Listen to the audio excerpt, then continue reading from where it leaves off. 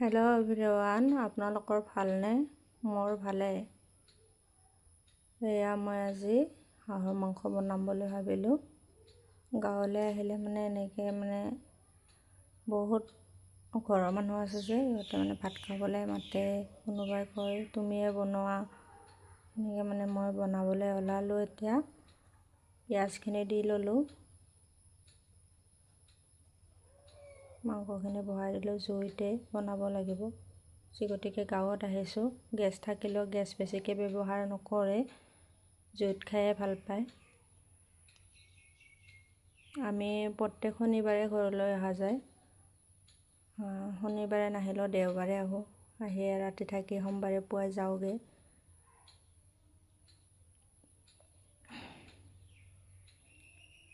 মাংসখিনি বনাই আছোঁ। খুৰীজনীয়ে ক'লে মাংসখিনি তুমিয়ে বনোৱা বুলি, সেইটো কাৰণে বনাব লগা হ'ল।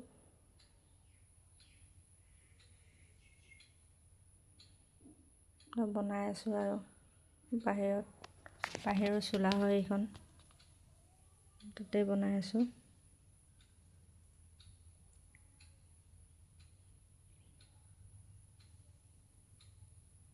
বিশেষ মা মছলা ইমান দিয়া নাই। আদা নহৰু দি দিছোঁ, জিৰা দি দিছোঁ।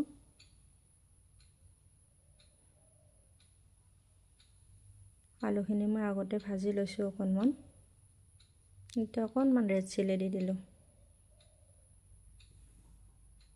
মছলা বুলিবলৈ বেলেগ একোৱেই নাই, এইখিনিয়ে আৰু। গতিকে ডাঙৰে কৈছে, সেইটো কাৰণে বনাই দিম বুলি ভাবিলোঁ। বনাই দিওঁ, খাওঁ গোটেইবিলাকে এসাঁজ।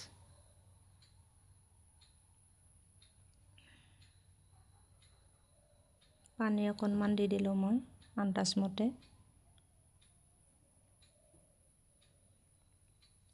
জুইত বনোৱাৰ মজাটো বহুতেই বেলেগ, কিন্তু কি হয় গৰমত বনাব অলপ ভাল নালাগে। তথাপিও ডাঙৰে ক'লেতো বনাবই লাগিব, বনোৱা যায় আৰু। মোৰ ঘৰত গ'লেও বনোৱা যায় কেতিয়াবা, নিজৰ ঘৰত গ'লে।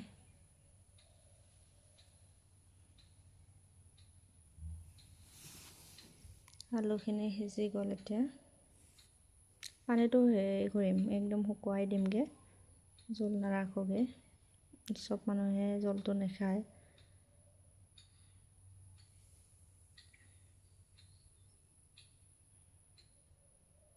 কেনেকুৱা হৈছে জনাব দেই।